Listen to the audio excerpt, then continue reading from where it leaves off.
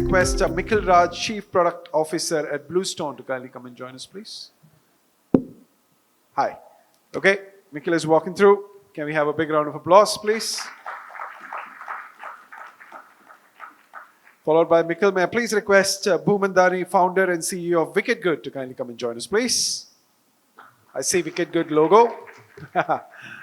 Lovely. And to moderate this session, may I please request Sneha Walke, founder of the Little Things Co., to kindly come and join us, please. Can we have a big round of applause for Sneha? Thank you, and over to you. Thank you. May I know your name, please? Suviraj. Thank you so much for the kind introduction, Suviraj. And thank you everyone here for joining us. I don't know how many of you have been here since morning. Can we see a show of hands, please? Oh, lovely. And so many women in the audience. Wow. So thank you so much. And thank you so much to the Thai Bangalore team for putting this together. It takes a lot of effort and coordination. So thank you so much for that. We have two very different and distinct brands on stage today. We have brands which, they have launched about a decade apart. So 2011 was BlueStone, 2021, just out of COVID, was WickedGud. And we also have business leaders who have also been serial entrepreneurs. So in that sense, it's going to be a very rich and interesting conversation. And I heard something, I want to start with this line I heard on television. I don't know how many of you watch TV still, but I reached back home last night, and my mother, who's 85 years old, she never sleeps without watching news. And so she was flipping some news channels, and I saw this anchor, and his panel was bigger than all the panels of the entire D2C summit today, one panel. So he was telling his panel members that, I would like you to be not just professors of literature, but also professors of economics. It was a very wacko line. I cannot be so impolite with my panelists here, but I assure you, members of the audience, and especially those who have stayed here since morning, we've discussed this quite a bit. So we will be, while the questions will be very broad-based, I request both Bhuman and Mikhil to add as many examples and data-backed examples so that it's a richer end to your day as well as ours. So straight to you, Bhuman. For starters, I always sucked at literature. Thank God. So there are lots of, there's a mix. I'm an art student, so I will ask you all the literature questions. So, about Bhuman a little bit. Bhuman studied at BITS Pilani, am I right? BITS Pilani, then an MBA at INSEAD. There was the BCG stint, there were stints abroad. He's come back to India in 2016, turned entrepreneur then. And then the second venture, which was WickedGud in 2021. I don't know how many of you saw Shark Tank, but Bhuman was also on Shark Tank. And that was the time I asked him this, whether you're okay with me sharing this with the audience, that there was a complete royal big no from all the investors there, except for Aman Gupta, who was already invested in the company. But from that episode to where WickedGud is today, it's been a long journey for the brand. It's been multiple rounds of investment. And so there are certain things which have not changed. And one of them has been what is his understanding or classification of his audience, which he calls mass premium. So Bhuman, my first question to you, how do you classify your audience as mass premium? And an extended question, when you say mass premium, do the Indian consumers, do they willingly pay a premium? And what do they pay for in a healthy snacking category? Is it for taste, health, convenience, or just novelty? What is it? Could you share this with us? I think good question. I think it's first very important to understand who we sell to. Whether mass premium is secondary. I think today consumer foods in India is a buffet of suboptimal choices. Basically, our food is crude, all the empty calories, the sugar, the oil, the carbs, the mystery of artificial elements that one can't even pronounce made us think twice before consuming them, let alone my family. And when we realized we weren't alone, we thought we should change it. If you look at any consumer packaged food today, it's dominated by 4 ingredients: maida, palm oil, sugar, and chemicals. I think our families deserve better. Which brought us to the overall mission statement, which is to unjunk India one kitchen at a time. The brand promise became wicked taste and good ingredients. So anything that lies at the confluence of the two, we'd like to enter in terms of categories. And then comes the problem, which is regarding the exact target audience. The problem we are solving is the problem in every household, including mine. I have a 5-year-old and a 3-year-old, and my wife and the 5-year-old keep quarreling on what to eat and what not to eat. Kids end up dictating consumer behavior, mothers end up domesticating junk. So, if there is a way to create a win win where kids get to eat their junk and mothers get to give it to them without two thoughts, that's the problem we're solving at WickedGud. Then comes the classification into mass premium basis income levels. And again, being a BCG consultant, there was a BCG study that they did on India where they categorized the Indian population into elite, premium, aspirational, and the next billion, as they called it. The next billion was degrowing. So, as a consumer brand, you want to target the aspirational audience, which is where this entire mass premium segment sort of comes to play. The other insight, and this is again being second time founder, I can tell you, all that matters in India is taste and price. Yes, health is coming up as a third driver of consumption, but it's still, I would say, a couple of years early in the game. Health becomes uh, a driver of repeat purchase, but a driver of primary consumption continues to be taste and price. As much as I'd like health to become a primary driver, given what I'm selling, it is not. So we've evolved as a brand where we made multiple changes to get this taste and price right to a 20 rupee noodle that we sell today as a bestseller. You're that competitive with the rest of. Yeah. We Okay. with cup noodles, we are cheaper than Maggie. We are cheaper than Indo-Nissan Group, which are the leaders of cup noodle in India.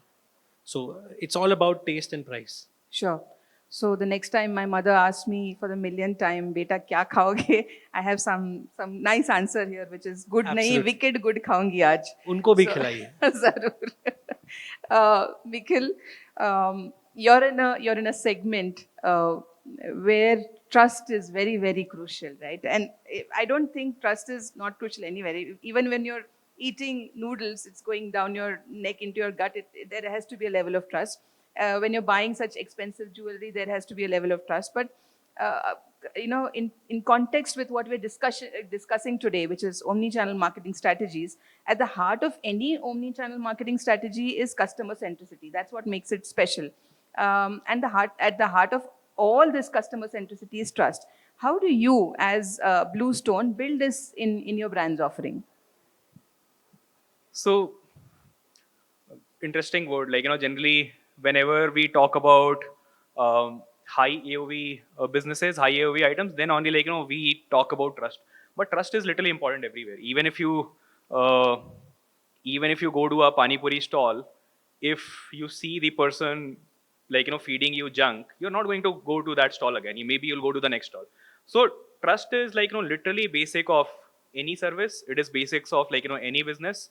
And interestingly, as the AOV keeps on increasing, the requirement or uh, the mix of mix of trust as a variable keeps on increasing.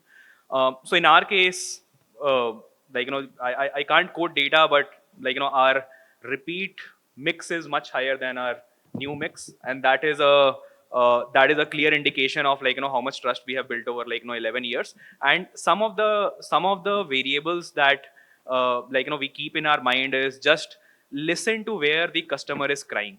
And when I use the word crying will not always happen in terms of complaints. Crying can happen in terms of drop offs. Crying can happen in terms of the user not coming back. The crying can happen in terms of last time the user came to the store, bought, but maybe added uh, 10 elements to the basket, and this time added only 5 elements to the basket. So he's crying for the inventory, he's crying for the he's crying for the choice. So you have to be very observant in terms of where the consumer is crying. You have to keep solving that, and you have to keep doing that for decades. And that's how that's how you build trust. You don't only build trust through communication. And once you know that these are the cry points and these are my solutions, you can also transfer the same to marketing. and marketing or communication, and that's how you solve trust for the first time user. So And that's what we have done. can you give us an example of a recent, customer pain point that you would have solved through this strategy? No, fair point. So, actually, last month only, I can't name the process, but there was one process where, one of my team members came and said that, this process has to be fixed, and customers are complaining a lot about it. And I was like, this seems to be a very small part of the business, which is a after sale, after sale experience, and I could have very easily gone and fixed or asked somebody to live to fix the process, but since the number was very off baseline, for that thing our natural baseline is 2%. For that small percentage of stuff, our the baseline for that segment was 15%. So my next question to my team member was, okay, I will fix it, but let's figure out why this baseline is so off. And we ended up figuring out what was the problem. We ended up fixing that problem instead of creating a new process for a new segment. And because we keep doing that again and again, I think our post purchase experience is one of the best out there. So yeah, so that's that's one example. The other thing is, let's say if you see a bad comment on on marketing, uh, what will you do? Your first instinct is, let's delete it, or let's give some discount to the user, and let's ask the user to to delete it. Our first instinct is, let's figure out how many of these we have received. If there is a genuine issue in the in the process, let's fix that, and then let's go to the user. Because if you'll tell the user that this is what we have heard, we have fixed the process, the user generally feels very happy about it. One more example I would give you, we started AI calling, and our users felt okay about it. And then we realized that we should not be cheating the user. We should still call using AI, but we should be upfront about it. If the user asks, if I'm talking to AI, you should accept that this is AI. And then we saw the acceptance going up, much more than the previous baseline. So I think it's being transparent with the user. It's trying to understand where the consumer is crying, and that's why this is consumer crying is a fundamental mental model I use, and that has helped me a lot. That has helped the company a lot, and I think even going forward in the new world, that is the mental model I would want to go forward with. Sure, sure. So, how many of those pain points? Let me ask Bhuman first. So he referred to a lot of customer pain points. So, there is this whole influencer community out there that a lot of you brands are now heavily invested into. It's a divided house. Whether it's LinkedIn or any media interview, there are multiple brands for and against it. There is a recent huge MNC in the FMCG business who's kind of justified it. Um, and it's their model, so it's what they are doing. But my question is, how do you positively use the influencer set, also because there are so many changes right now. There's something called your creator franchising, where the brand is not asking an influencer to come and adapt to what the brand is doing, but actually searching for influencers who are in that space, in a particular space, and going and adapting what they do with the influencers. They're not plugging them in just for looks or followers. So that is one part of the question. And what is also your take on a lot of founders or investors today jumping in their own communication, whether it's ads or podcasts? Like, we would have seen maybe Vinita Singh has something called Sugar Coated, which is a lovely podcast. We have Kunal Shah, who does Cred Curious. We have seen a lot of ads with Anupam Mittal, the Shadi.com ads. So, what is your take on the influencer community, and how does WickedGud use the influencers in their business? So Unilever just announced globally 50% of their marketing budget has to be spent on content creation via content creators. Yes, today's HBL $9 billion back pay. dollars is what they spend. $4.5 billion dollars globally mandated. So I don't need to say more. I think extremely critical for any food and beverage brand in this country or anywhere to have the right set of influencers back you and advocate for you. Because let's face it, 700 million people on a phone on social platforms definitely will get swayed in their buying decisions somewhere. And then to couple that with the right distribution, because just influencer marketing without distribution is again useless. So I think these are the two very important parts. And we do the same. We also have a slight advantage with Shilpa Shetty backing us, where we utilize her as the brand face, and much of our content is built around her and the kind of persona that she embodies. So we always look for, and if you look at our Instagram handle, almost every week we have 2 or 3 people done through a paid partnership, and maybe double that through just random following, posting about us. And some of it is also negative, right? So I would take, as he said, right, that's the best form of learning for any startup. uh, Second, I think, second question was around. What a particular example, if you'd like to, a recent example of the use of influencers positively, whether it is I mean, for us, it's daily, right? I mean, Okay. for Shilpa Shetty to Right. always post something she's about. your ambassador. She's So, our yeah, and ambassador, she's so also there's an only investor positive. on board. So That's yeah, right, correct. Okay, okay. About founders being part of it, right? So I Right. mean, early stage, if you don't want to spend much, founders become their own influencers, and that's the best way of doing it. So definitely, pro founders becoming part of So their do we see videos. Bhuman in an ad soon? I mean, this itself is that, right? Maybe not in my own content, Right. but you can be part of other podcasts, which Sure. then sort of become ads. Sure. So yeah, we try to do as much as we can. Right. But when you have a pretty face like Shilpa Shetty, why see Bhuman? What about BlueStone and the influencer side? So we have actually, we have always, created amazing content, but I call this a outsourced trusted content, when it comes to influencers or celebrities. This is something which we have ramped up over last couple of years. There's a very interesting thesis on which, we work on. I'll talk about influencers and then I'll talk about celebrities. So in case of influencers, we prefer not to give them any kind of a brief. We only give them guidelines of what not to do, something like, that does not go with our brand. And the thesis there is, how can I acquire distributed content intelligence? I will just go to them, I will send them my product, I will tell them that these are things that you should not be doing because, this is not what our brand is. But apart from this, it is open to your interpretation. And today's algorithm is just so amazing that if you flood if you flood it with tons of influencer content, it will pick up whatever is working the best. And whatever works best, we just double down on those categories, we double down on those set of influencers, we double down on those partnerships. So that's how that's how our influencer muscle has ramped up a lot. And all this has happened over last 2 years. So when it comes to the influencer strategy, we are also a very small startup. I think the same goes with celebrities.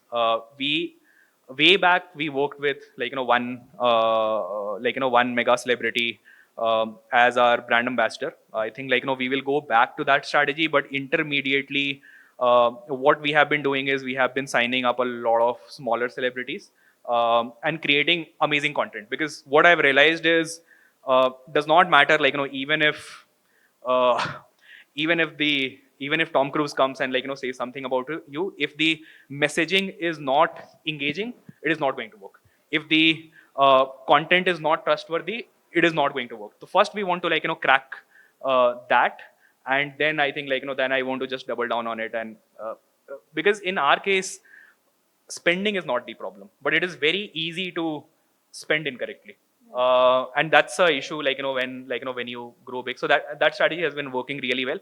And the baseline of everything is just distribute the just distribute the content intelligence, and whatever works best, it'll come up. And always experiment small. Whatever is working well, just keep doubling down on that. Right. So you do a pilot and then move on. Right. I mean, Right. everything in company, Right. be it marketing, be it product, be it retail, everything works like a A/B test. Right. Can I ask you, Bhuman, about the company's pivots, because it's been from 2021, and you just out of COVID emerges this brand called WickedGud, and it's been a long journey, and there must be some learning, some pivots, some things that have worked for you, some things that have not. Maybe share maybe an example of failure, but which has led to new discovery for us. Oh, multiple. I think a founder fails daily. I mean, there are hardly any wins. In a day, if I fight 10 battles, I'll probably, on some days, lose all. But the largest one in our journey, and we've pivoted multiple times, we started this brand with a product which is discontinued today. We started with a Wow. gluten-free pasta. As much as I still swear by the product, it was made out of chickpea, red lentil, and brown rice. So the protein and fiber was way higher before protein was a buzzword. But it did not scale because the insight we received is an average Indian cooks pasta in a pressure cooker. Now you put a gluten-free product in a pressure cooker, it's going to disintegrate into a mush. And so we started getting complaints that your pasta is breaking up, etc., etc. Now, instead of educating people at that understanding, we thought let's just change the recipe. We added some durum wheat semolina, still had the chickpea and the good stuff, and then the rest is history. So, even with the noodles, when we started with a SCAT technology multi-grain product. Today, Yeah. we have a fried product, but instead of frying it in palm oil, it's fried in rice bran oil. Insights around taste and price really end up dictating the way you produce and sell to consumers. Sure, sure. Mikhil, I will ask you a slightly different question in the interest of time. We have very little time left. Um, you know, we can't end a discussion on D2C without asking how players like you are making this whole unified experience. How are you? How is AI aiding this? You know, what aspects of your business are successfully aided by AI? Can you throw some light on it? So it's tough for me to think of any vertical, although like we are vertically integrated. It's tough for me to think of any vertical where we have not used AI. The only difference would be, for example, on the frontier verticals like product, consumer experience, marketing. It is very deeply integrated where the content is generated by AI. It is like it reads like some of the some of the top trends, and then keeps creating keep creating either briefs about the content, or in some cases content itself. And when it comes to large catalog like us, in our case the catalog will be like as large as 20,000. So regenerating that used to take years before, and that's why we used to stick with only one template of the catalog. Today we just do that in minutes. So so it has opened up the experimentation, and in the frontier segments it is much more automated for us. But even in backend segments like factory or store inventory optimization, we use it pretty frequently. But that is a suggestion that comes to a human, and then human takes a decision on that, because that is still in very nascent stages. The data is not as humongous as consumer data or the marketing data. And hopefully I think in next 2 to 3 years we will be we actively want to integrate it across. And trust me, just this expansion of AB possibilities has given us a bump of I can't say the exact number, but I can tell the uplift. The uplift is almost like 30% from from what we were getting earlier. That is insane. I would not have thought of that uplift 2 years back. So yeah, so that's pretty much it. We If I have to take couple of more examples, uh, the follow up calls, the wishing calls, the the follow up about your, or the design understanding about the product. All this happens through AI calls. And I already mentioned if a user wants to understand if it's a human or a AI, we are very explicit that it's a AI. Even in case of content, we are very explicit that this is AI, and that trust just remains there. But that is a fine fine line that I've understood, that you use as much AI as possible, but just be very upfront with the user that don't try to trick the user. Sure, sure. Um, Bhuman, in terms of building experiences now, there might be like we are seeing brands doing really funky stuff. You have a noodle brand put out an ad on a jacket of a newspaper smelling of noodles. You have somebody putting like a little speaker in a magazine. You have billboards talking to each other on something very topical, moment marketing practically. What are some of the wackiest or campaigns that have stayed with you? You know, something real fun, cool, that goes with your philosophy. We have one coming up now, but I can't disclose details because it's a new category This is launch. other brands, huh? Not you. This is not no wicked good examples. You have to talk about somebody else. There are so many, right? I mean, Right. the whole truth, for example, I think almost all of their campaigns are eye-opening. Uh, I like Super You the way they've also sort of done some of their campaigns. So I think Super You lately had done an activation in a mall on Mother's Day where they had to lift their mother and their mother had to hold something which was slightly at a high. So I think that was very interesting. And because you have protein, you sort of are able to lift your Right. mother. Very I cool. think that's a very cool idea. Right. So stuff like that, I think, is very good and touches your heart and gives the consumer exactly what you're trying to build. Right. Right. Something that you'd like to share on this? Some campaign that has stayed with you? A recent campaign. I personally like humor, like, because Right. humor is very easy to remember. The tough part is if you are like, if you're slightly premium like BlueStone or WickedGud, you need to like figure out that balance that it doesn't look very cheap. And I think it's a good plugin. You can like our new ad is live on all the channels. So the theme is jewelry so good that you'll forget everything, and we have tried to like take a great humor angle to it. But I like humor. Like humor is easiest to remember. It's the most memorable thing out there. It's if you are premium, it's also the biggest differentiation. Everyone else will be doing some emotional ad, but you can do a memorable premium humor ad, and that works really well. Sure. So now taking the whole humor agenda forward, we're at the end of our D2C session. There's a rapid fire round, just a few questions, and I'm no Karan Johar and I don't have any fancy package here to give any of both of my panelists, but just spontaneous one word or a line answers. So can I start with you, Mikhil? The hardest thing about startups? Building the team. Failure. An industry newsletter or a news source that you don't like to miss on a daily basis?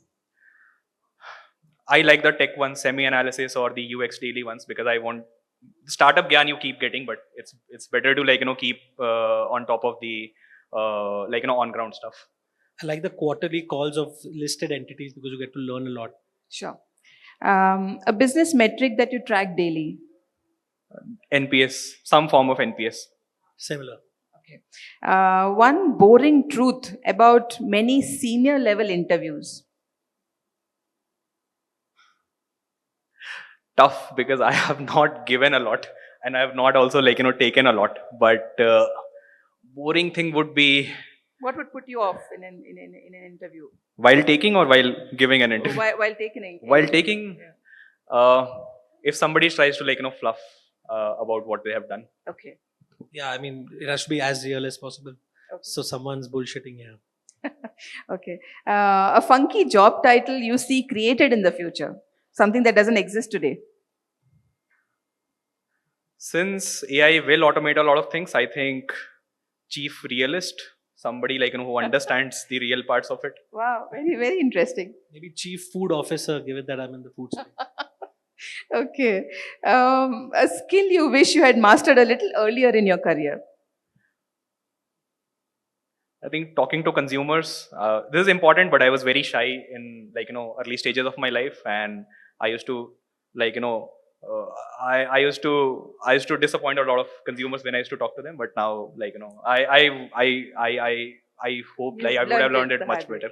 Okay. I would have probably cracked QCOM earlier than we did. Great. The most memorable piece of advice that you have received? So actually, this does not come from any like any startup guru or like any of the mentors. Actually, I was watching a match. It's a recent match, and the pitch was if like if you follow cricket, the pitch was very flat. It was like made for batsmen, and I just heard one commentator saying, "क्यों like in Hindi like he said."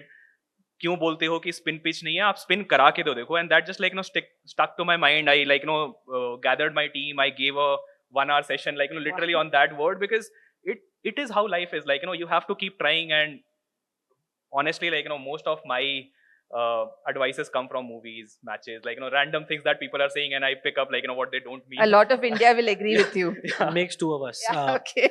I think if you've launched the perfect product, you've launched too late. Okay. The last one superpower you wish you had. Again, it will come to the consumer. I would want to read minds. Exactly, mentalist. Thank you so very much, both of you. I think we can take a few questions, maybe a set, maybe 2 questions max, because the board keeps reading time's up. So, do we have any questions? It's also red, so It's that's also it. red, yes, it's blinking from then on. Wow, no questions. I think I've asked all the questions for all the members in this audience today. Thank you so much. Absolutely. A huge thank you specifically to the Thai Bangalore team, the ones that have been coordinating with us, Ritu, Surya, Aditi, Bilasha, Shrikar, Vinoj. I'm sorry if I'm missing out on any name, but thank you. All of you made this experience very seamless for us. So thank you. Thank you, everyone. Thank you. We would want you to stay. Number one, big round of applause for everybody, please. Great panel. We love the way you moderated it. Absolutely fantastic. May I please request Deeksha Pandey, co-founder Samosa Party, to kindly come and join us to present a small token of thank you to everybody. Everybody, let's hear it for Deeksha. She's going to be here for another panel soon.